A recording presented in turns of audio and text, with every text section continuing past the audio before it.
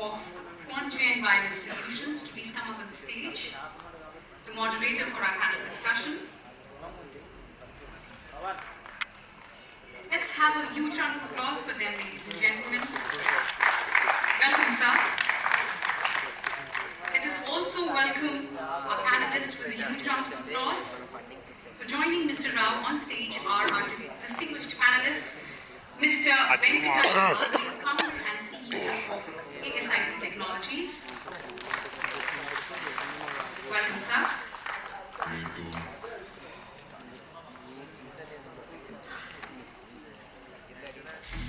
Mr. Vasu Vallabh Rao, MD of Scitech India. Scitech India, I'm sorry.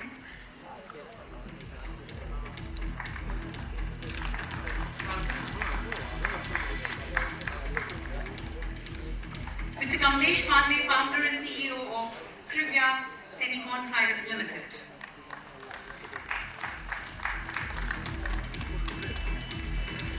And we also have joining them Mr. Naveen Bishnoi, country head, Marvel India. Welcome, sir. This panel discussion is on the next wave of electronics, smart devices, IoTs, and bridging the gap, building India's workforce of future. With that, I will hand over to Mr. Rao to take the proceedings further. Thank you, sir. I think we have a very distinguished panel. The subject is the discussion on what are the trends and smart devices and what the bridging of the gap for building the talent. I think each one of them are distinguished panel here. Simhadri Venkat from Watchip.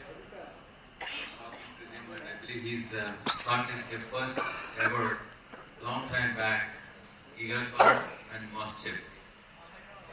Before that, so I think we started this in Visakhapatnam, and we have Naveen Bishnoi from Marvel, which is one of the good semiconductor companies, globally well known, and Phytex. All of you know very well. He has been a regular here in Visakhapatnam conferences and a veteran in the IoT field and microcontroller domain, and Kriya Semiconductors. Am I right? I think we'll start with, basically I'll just make one small statement before I start asking questions to the distinguished panel. I think we all know that a lot of transformation is taking place. We heard it from Mr. Rajiv Chandrasekhar in the morning, and also the Honorable Minister.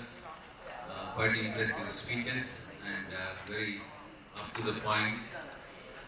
The transformation is taking place in the computing world and the communications world, and the computing world is going towards the cloudification era.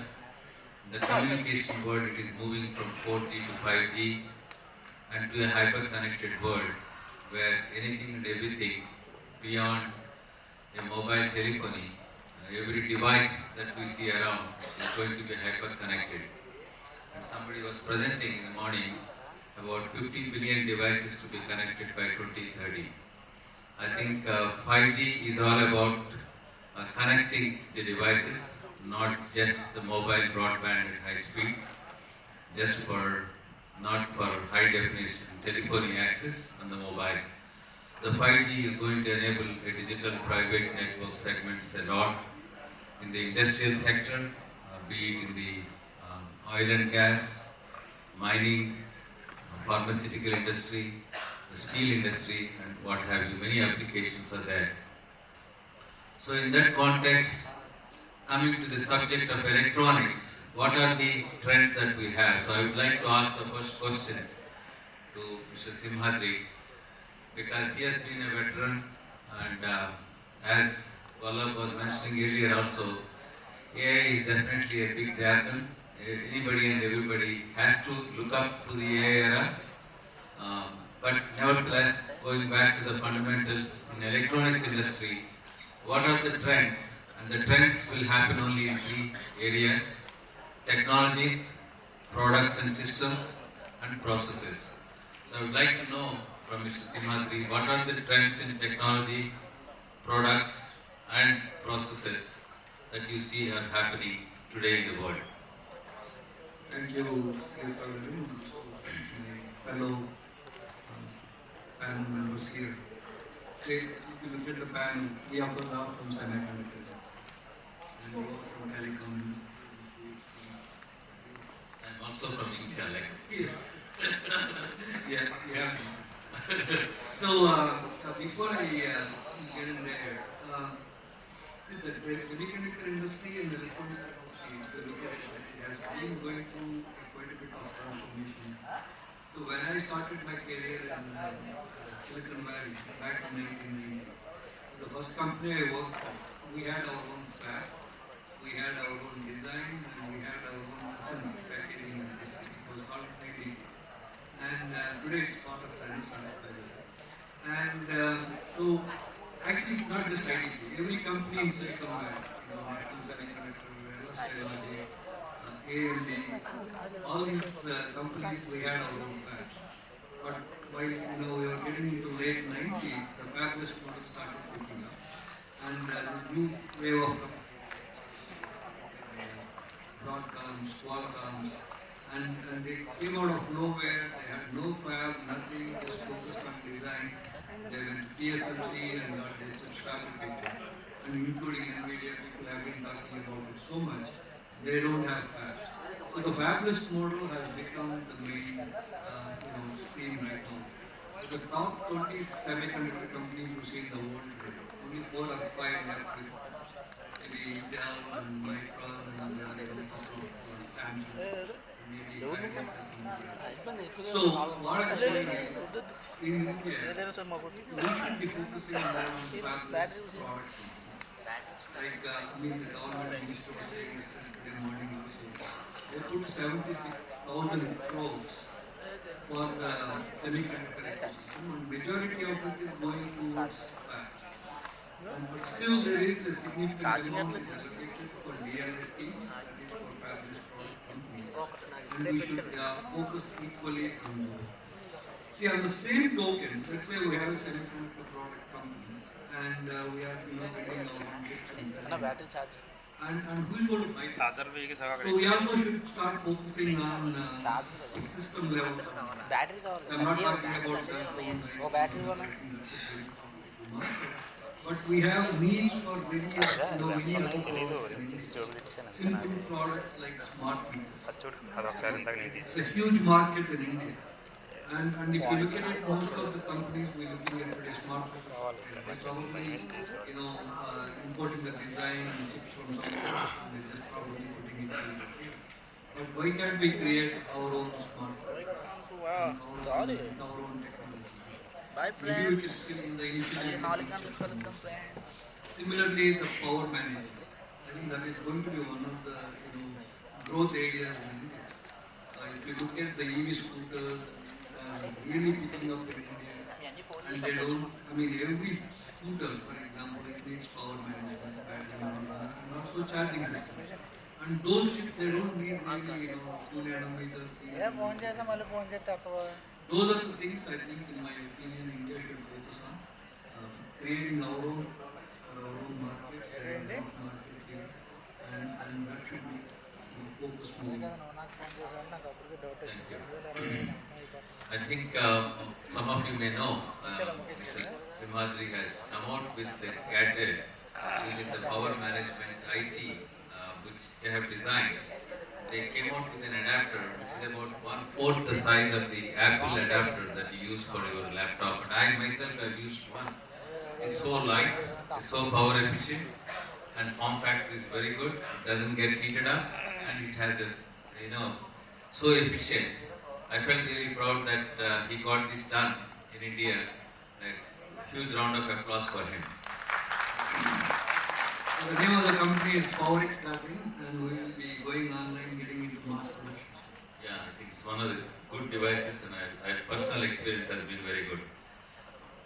Naveen, I just have, the topic is about what are the smart devices that are likely to be the next big wave of adoption, moving away from the so-called mobile phones that we have and also some of the wearable devices that we have. What do you see in the trend moving forward, and what is the role of semiconductor companies like yours, which will have a big impact in the scaling up of such devices to be a part of the local indigenously developed ecosystem in India?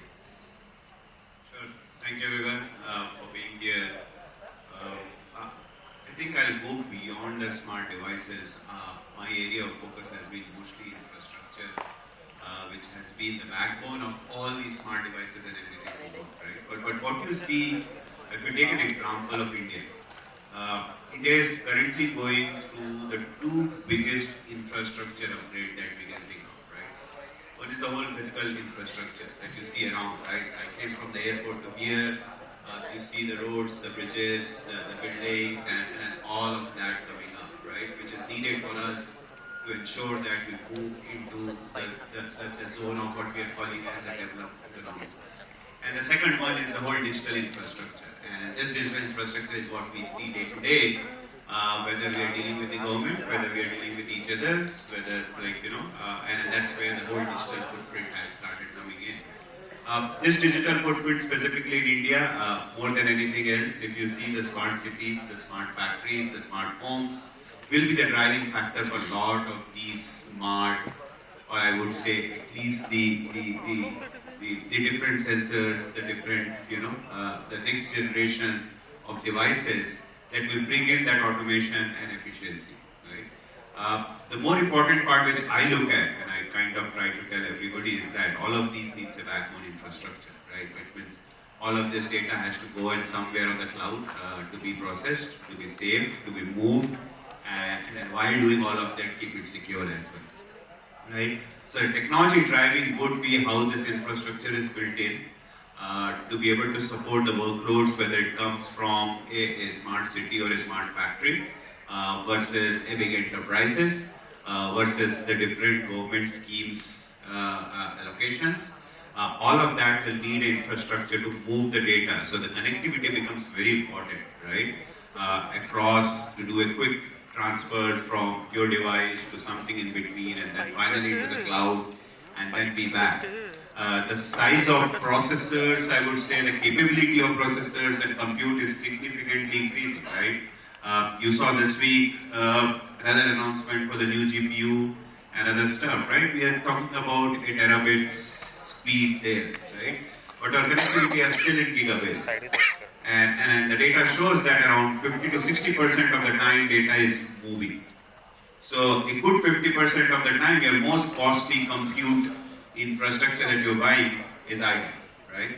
So the devices need to be in a sense that it can network very fast, and that's where we will see the movement from copper into a lot of optical, and then be able to drive the data back forth between what we have on our bodies around us to the infrastructure and back. So that's what would be the focus. That's what we are doing to ensure that that infrastructure in place to give that level of a digital transformation.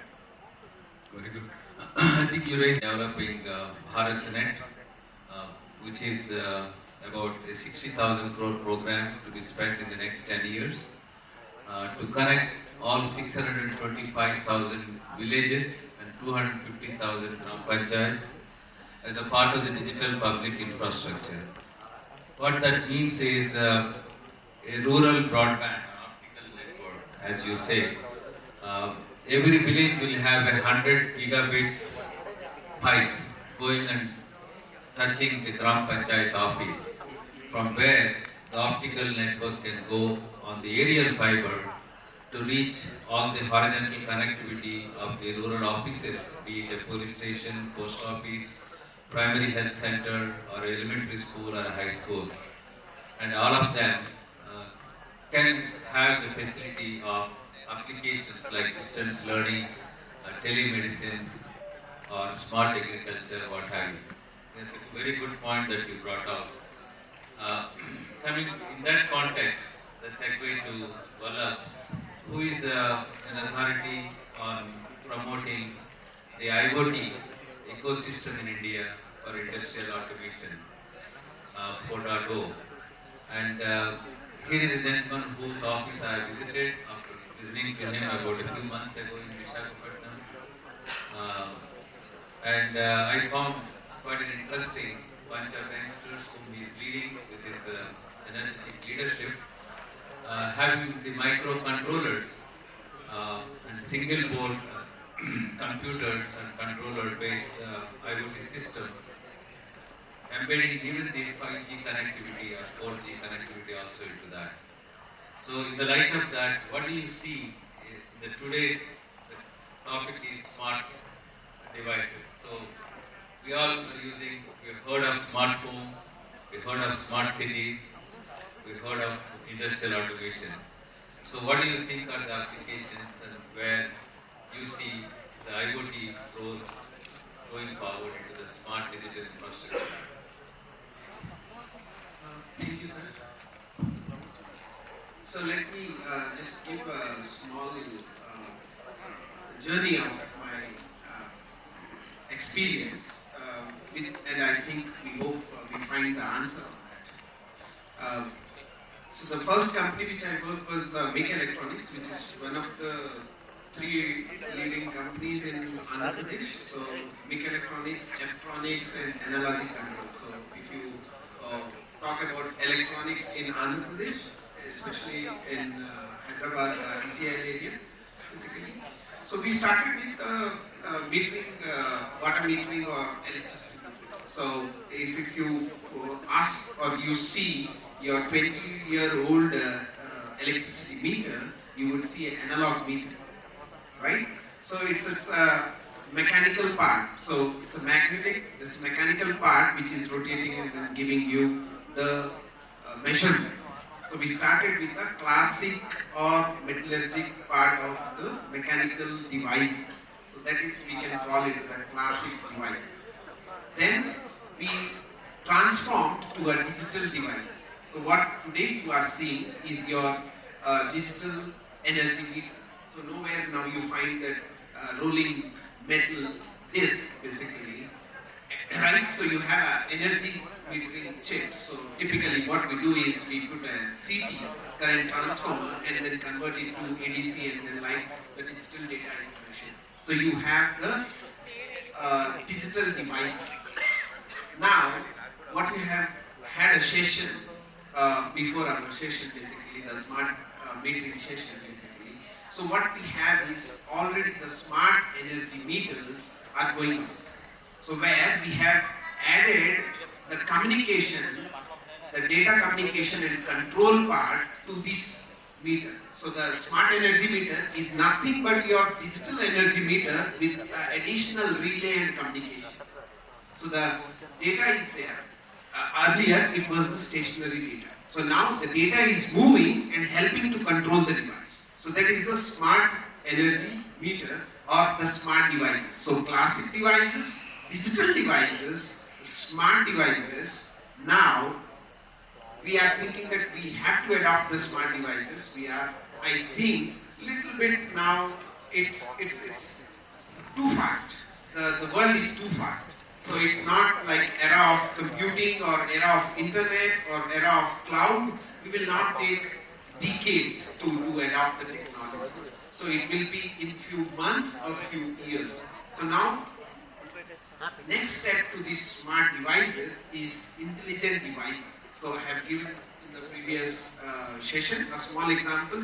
Each of the device which you hold or which you use would be an intelligent device. So classic device, digital device, smart device, and the intelligent device. So the intelligent device comes with his own compute of AI. So every device have a chance to upgrade. So now I don't want to limit saying that like it has to go to a healthcare device or a industrial IoT measurement device, or it will be a transportation device, or it need to be a advanced robotics or advanced drones. Each of the device have a scope to transition from smart to intelligent. So hope I could able to give the answer. Thank you. Mr. Pandey, I think first you tell something about your company and coming from the semiconductor industry, my question to you is, what are the areas of focus where the young engineers or academic institutions or any entrepreneurs can come up in the area of semiconductor design? And what are the areas where they need to focus with less investment at the same time to build the talent in cities like Visakhapatnam, as Honorable Mr. Rajiv Chandrasekhar has mentioned? The talent has to come, irrespective of whether it is tier 1 or tier 2 or tier 3 cities. Yeah, so thanks Rasa. So let me start with a brief introduction of myself. So I'm Kamlesh Pandey. I worked for almost 23 years in three major semiconductor companies. First Cisco Systems, then Cisco Systems 3.5, and then 17 years in Broadcom, followed by around 3 years in Qualcomm. So these are the Qualcomm and Broadcom happens to be the giant for semiconductors doing almost everything.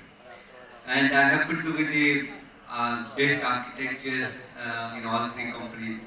And of late what Ram suggested, like what we are seeing, all the smart devices, the idea is, the previous panel was discussing some criticality of the devices of semiconductor where they are going now. For example, railway systems or healthcare. The extremely important thing is that to be fail safe. If possible, they should not fail. But trying, my faculty was always faced, so we are trying to figure out how to make sure the device doesn't go and fail in field. Okay, so we should catch it before it fails, somewhere. So the idea was to, now the next question is all these devices, because they are going into either car or somewhere where it is highly critical for safety of human or property or something. If they fail, it's going to be, somebody is going to lose a lot of money or life or something. So the focus that we are driving as a taste in semiconductor industry is how to make our devices fail safe. If not fail safe, then we are working on something called silicon life cycle management. So that is similar to, because we figured like no matter what we test, there are still some defect which will erupt at some time, okay, which will have no control. So idea is most of this defect will not explode or come up all of a sudden. It's not like bomb going off in a second. Most of the defect will erupt and cause failure after some time. So we started monitoring that, just like we do our health checkup or regular intervals. So we are trying to put all this silicon life cycle management instrument on chip. So they will keep continuously monitoring current voltage, frequency, temperature, certain thing, and keep giving you the indication of this particular transistor is showing aging faster than the others. So likely it is going to fail. So what it will say, it will give you warning that next 1 hour or 2 hours this device is going to fail. So that's something we call as like silicon life cycle management. So it's mostly very interesting and, for all the sophisticated devices, semiconductor, almost Qualcomm, Broadcom, whether it is AGI or something, because we are depending on some critical decision making on those devices. It is imperative they should not fail, or if they fail, we should know upfront so that we can take preventive action. So that is one aspect. So, from my point of view, we are trying to make our devices more reliable and dependent. And the second aspect you mentioned, like how we are going to do talent planning. So I happened to hire recently when I joined Qualcomm. I had about 40 reps, 40 engineers to hire in my organization. And I started going about giving aids in few places and waited for 3-4 months and couldn't get like even 4 or 5 people. Okay. Then I decided that let's not worry about the experience back. I gave one notice on LinkedIn that I am looking for fresher for more 2 years. Okay. And next morning, I saw some 1500 resumes sent to me.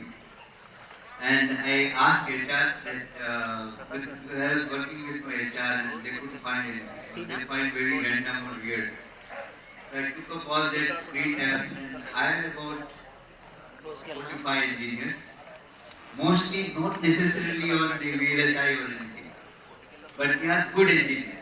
NIT or some good institute I personally took their interviews to make sure they have very solid BTech fundamentals. That was the only thing I observed. I took all of them, and 3 months training plan was devised.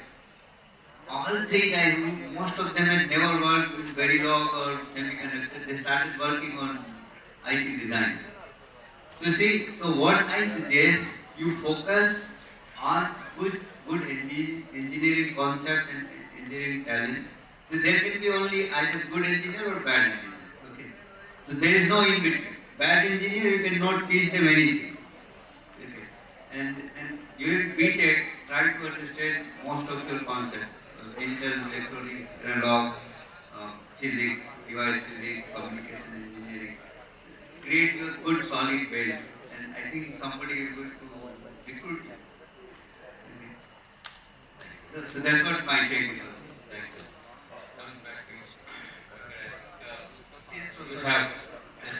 I will just wanted to add, excuse me. So for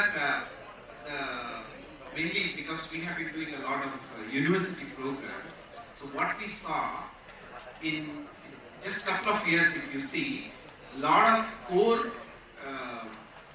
branches has been bought out, and now today we have 5 or 6 variants of computer science. Yes, we need to catch up the global market demand.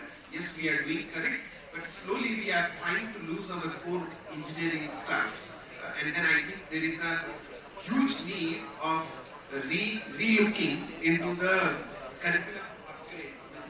So one is domain experts, but what is happening is 4 years when you are teaching him the same mechanical stuff or the civil stuff, and he is missing the bus because of the AI tools or the latest technology. It's more about the tools, not about the core domain basically. So I believe there is a big shout to revisit the curriculum, not for 4 years, but like keep the core domain for 2 to 3 years and then bring these all technology tools to all the streams. Today, which is like shutting down the core domain and then bringing up the CS branches. Sorry for the interruption. I think Venkat has got a lot of experience. One slide, basically that. So what he mentioned, what I analyzed personally, every branch engineers need to learn only 3 things: C++ or Python. One of them you choose. Data structure and algorithm. And you don't need any particular specialized computer engineering other than core computer science. Okay. The rest can be learned very quickly. Thank you. I think, Venkat, I think the subject is how do we bring the semiconductor design talent and how do we use Visakhapatnam, which is the hub of education around so many good colleges, Andhra University being here, Geetam, Gayatri, Raghu Institute of Technology, etc. How do we exploit the presence of so many educational institutions and colleges around, and how do we bridge the gap in the skills, especially related to the semiconductor design and product development, be it in hardware design or firmware design or even the embedded code. And you have experience, you have been engaged by the Telangana government to build this talent. That I would like you to, no better person than you to articulate. Thank you, Sri. So I like to address the audience a little bit here. Is there anybody from Andhra University? Can you raise your hands? You. So I'm proud to say that I'm a product of Andhra University College of Engineering. I completed my electronics BA in electronics in 83. At the same time, my dad, he was also a graduate of Andhra University. He did his MSc Physics back in 1962. So those days, he used to tell me about his physics professors. See, Andhra University was a very famous place for physics research those days. So he had professors from who got educated, got their PhDs from USA, America those days. And they used to come and work here. So there was some serious research happening at that time, and they were actually producing PhD students, PhD graduates from Andhra University. So I don't know what's the situation right now, but I had another experience with Andhra University. I mean with Vizag. In 2012, after I left, science, I was working for science at that time. I wanted to do my second startup, and I set up. I thought, okay, let me go stay away from Hyderabad and Bangalore, and set up a design center in Vizag to do high-speed serial interfaces. The company was called Gigacom Semiconductor, and I mean there was absolutely no talent in Vizag at that time. I mean, no chip design talent. So I started from scratch. I hired some graduates from Leitham and surrounding colleges, and I went to some other NITs from other states. I got them all from Vizag. And over the next 3 to 4 years, I was kind of building a team of 100 engineers. But again, I won't get into the details. It was not a very easy experience. I mean, it was a very difficult experience. And if I had to go back and look at it, I think it was a bad experiment. Hopefully things improve now, and also the demand for semiconductor industry and the attention to the semiconductor industry because of all this noise that's going on. Good highlight. I think it's time for Vizag to focus back on it. I think there are a couple of good universities here like Andhra University and Leitham, and they should look at their master's programs and tech programs again. I don't know what is the current state of it right now. I know I've been working with Telangana government and being part of their advisory committee. You have at least 4 or 5 good MTech programs in Hyderabad, like IIT Hyderabad, IIT Hyderabad is there. JNTU is there, they have a good master's program in real estate. Similarly, I think that is the first thing we should do for Vizag. At least get 2 or 3 good MTech programs going on. But as far as Andhra University, I think they should think beyond. They should really set up a center of excellence for semiconductor research. I think that's what they should be focusing on.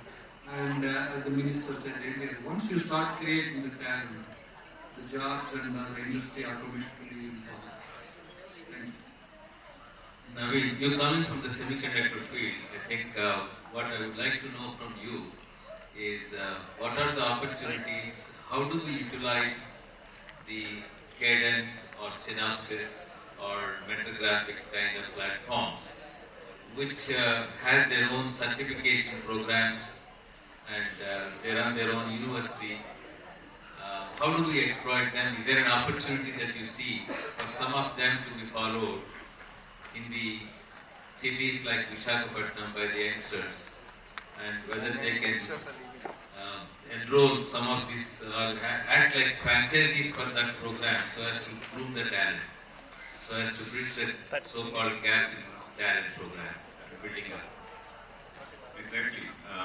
So what happened was VLSI was taught very little in usually bachelor's program, but that has changed significantly.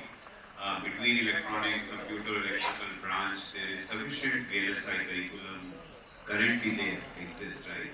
And what we also were pushing for was that it doesn't remain a theory classes. Can we also have a hands-on lab to try to create a design, to simulate it, see how it looks like physically, and then make it so-called an experiment of idea or that circuit into something that's been implemented and simulated and verified functionally. And that's where these tools were needed. What has happened significantly stronger, both by these companies through their university program, but also by the government C2S program that exists. There is almost 200 plus universities and colleges that have access to these tools, almost at the free or at very minimal cost.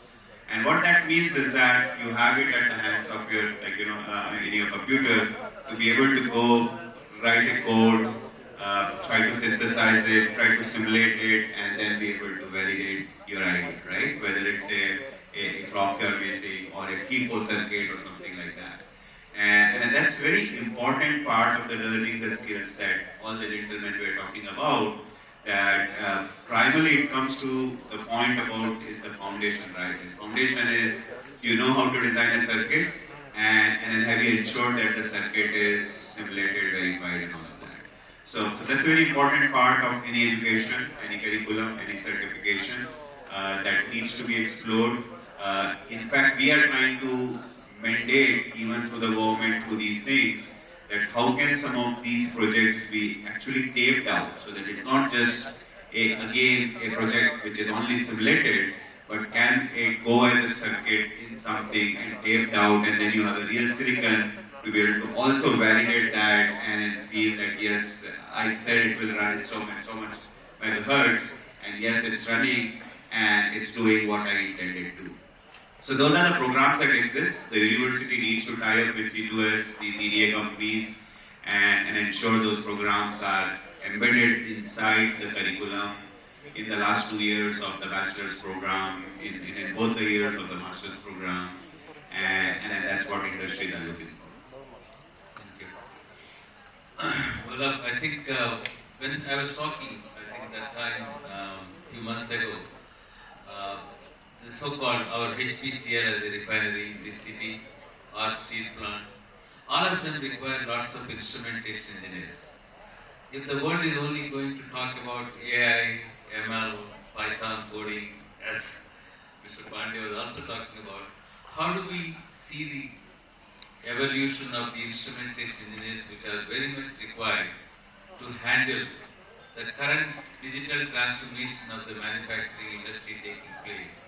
The steel plants of the yesterday are no more the steel plants of the current era, or the same in the case of the transformation in the refinery industry, or in the oil and gas industry, as somebody else was mentioning in your earlier panel. So how do we see the shortage or the gap of the engineers available in instrumentation? How do we develop them? How do we stimulate the interest in that?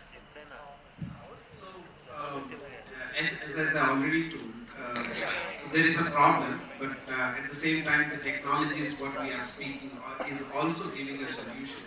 So if you really see from a industry perspective, so we are driving, every one of us are driving the industry. So to really solve my actual problem, probably there would be, in an organization of 100 people, I would have only 4 or 5 people who really understand the problem and solve it. So-called subject matter experts. But these guys deliver their knowledge or move the knowledge to the next level to build some solutions. So-called these platforms, right? Like through IoT or through all the digital technologies, basically, which enable the mid-capability guy to solve the problem. That is the first thing what I want to say. The second thing, slowly when we are running for the technology part, somehow we have to copy the so-called developed nations, basically. So whether we need not to criticize, but like whatever the countries, they are running so fast in the technology and proven, so-called say European or US or China so far, so they already done that. And now we have to see that like how they have achieved, and some of the parts, so we are very good at software, but we are adopting few things to compete and become a developed nation rather than a developing nation. So yesterday as I was talking, so developing a chip is okay, which will bring a lot of time cycle and a lot of money, but can we come up with a system in package, which is a SIP module for a system. So we need a lot of system builders basically in our country. So-called for that we need a lot of say Europe. If you see open source the culture. So today if you really see in India, we are far behind that. So if you ask any person, even not an engineer, how many times you use Google, he will say 100 times in a day. But if you say like, did you fed any inputs or did you solve any other problem in the internet for others, he will say 0. So giving back is lacking. So there are a lot of open source projects globally. The EV charger or the Edge AI or robotics, so drones, everything have a big open source platforms which are global platforms, not only India platform. At least I am proud that like our team were able to build a first Indian hardware open source platform which you have witnessed, the rugged board basically. So it came out of my personal 20 years of experience of embedded systems basically. So we want to promote these open source culture so that like all the mid guys or the low guys also can tackle the problem for the bigger problems in the industry. Thank you. Mr. Pandey, I think coming back to the semiconductor area, I think one of the things is what do you see as the core areas where a city like this can have some back-end semiconductor design people, whether it is in the physical layout, verification, or coded RTL kind of domains. You coming from that? Yeah, so sir, in that regard, I think I wish to mention about my companies right now. I founded my company last year in January, so almost a year. So my motive is to do EDA, electronic design automation tools, which are explicitly, and these are all related to VLSI design, explicitly dominated by Synopsys, Cadence, and Siemens. And I understand, after my analysis, I understand they are extremely hard. That's why very few people are doing. But they are so critical. You need to know a lot of fundamental old dog and engineering if I want to solve any problem, any EDA, PD tool or test tool or synthesis tool. So that gives like real foundational benefit. Tomorrow, let's say, you have to sit on table of negotiation with other countries. VLSI design, there are a lot of panels 2-3 days back. So people are discussing about no nation is self-sufficient in semiconductor. There are a bunch of dozen nations which rely on each other to supply component. India has no such product or component which semiconductor industry has to rely on, as he mentioned. So what we need to think is not only consumer or like chip enabler or some services, that's all past. 80s are all right, up to 2000, yeah, you learn by doing services. We have to now grow and try to think about original product. And because now I'm trying to do original product, and that to really foundational and very crucial product. And that requires me now foundational research. And as a part of that, I have tie-up with IIT Jodhpur. So there are professors who are helping me. So I went there, I trained there a bunch of 7-8 engineers to do that synthesis, all the ingredients. They have luckily all the ingredients, but they don't know how to use it. So I asked them to do learn them how to do synthesis, and then I'm planning to give my beta EDA tools to them to use it. So I'm hoping in the next 6 months I will have about 10 or 12 ready engineers. Some of them I will hire, some of them industry, they are ready to hire. Because they will be using cutting edge EDA. So this model can be replicated by other entrepreneurs. There are a lot of startups, I think. They each one go and work with 1 or 2 universities. I am now planning to work with a couple of more universities to do the same model. I need a good pool of researchers. Here we have original problem to solve. And I believe the EDA solves the real problem. The rest implementer are merely using in customizing your design. So once we start using or developing EDA, we'll start getting original research, which our universities are complaining about. So first of all, I was kind of a little bit surprised to know that in entire India, I was looking for who can build, put like semiconductor design into computer memory. Nobody could. How can we be like superpower in semiconductor in next 50 years? You can't. If you can't represent semiconductor in computer memory. So that is first and foremost fundamental thing we have to solve. And just remember, semiconductor is hard thing. It will not happen in 6 months, 8 months, unless you are targeting services. Any semiconductor product is going to take 3-4 years. So be patient, keep working.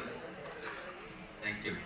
I think one last word to sir. Just so that you get your answer right, means there are 50 fields or I would say skills within a VLSI design.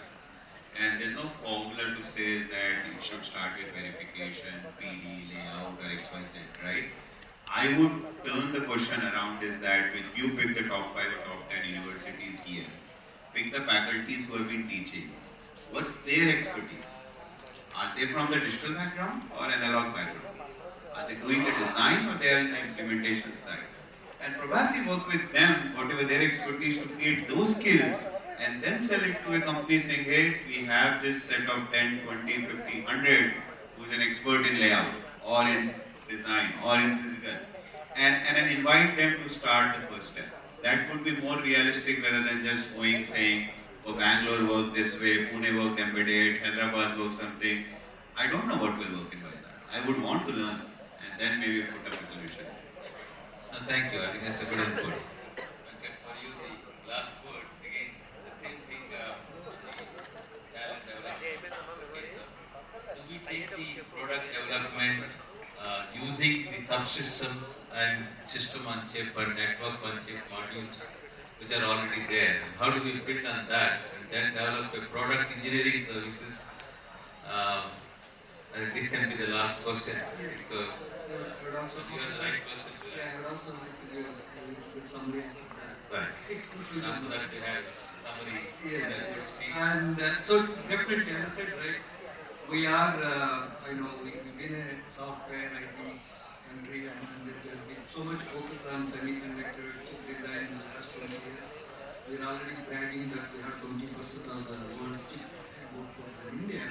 But unfortunately, not a single product company that is shipping at least 1 million chips per year. In semiconductor industry, 1 million chips per year is a very, but even today we don't have a product company. So we should be focusing on that. At the same time, let's say we have our own, as you said, we also need to have product companies that will be using system. And I think that technology, that knowledge is there. System design, board design, embedded software. People can easily put together a Wi-Fi router or a smart meter here. We have that expertise and that should happen. Thank you. I think it's been a good discussion with all the experts here. Thank you very much for each of you for covering the subjects on bridging the gap, how to do the talent, how to develop the talent, certifications. Thank you very much. Thank you. One last statement. I know I talked a little bit, shared my negative experience that was 10 years ago. But hopefully, the next companies that are following me for setting up semiconductor design centers here, I'm sure they will have a success. I wish them well. And Vizag is very close to my heart. I love to be back here and help anything I can do. Thank you. Thank you. Thank you, Venkat. I think we are running out of time. Just a last statement. So, in the FPGAs also, the days are gone where you have to do a lot of big investments for the semiconductor thing. So, now you have a couple of tens or hundred of dollars, you are getting a complete FPGA board to develop. And the one of the board what we have developed is using Xilinx. And Xilinx give Vivado 2, which is again absolutely free for some extent basically. So it's not too much investments which was earlier basically. So it's the things are changing. Thanks to the panel, and I think we look forward to Naveen. He was kind enough to switch over. Otherwise, he was supposed to speak first, and then we were supposed to have a panel discussion. We look forward to listening to you, Naveen. Thank you. A bit on the next phase of electronics and real-time solutions on bridging the gap to build India's workforce of the future. It's been an enriching session, and we are grateful to each one of you for sharing your valuable insights and expertise. Thank you so much, dignitaries. I would humbly like to invite Mr. Srinivas from Phenom to honor and felicitate all our distinguished panelists. Welcome, Mr. Srinivas. Requesting Mr.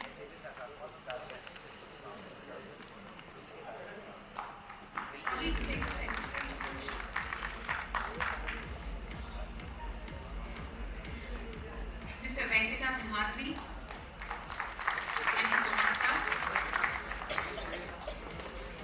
Mr. Naveen Bishoy.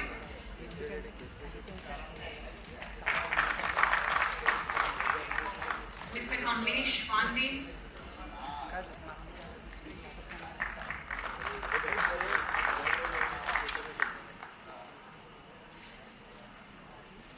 Mr. Vasarao, thank you so much.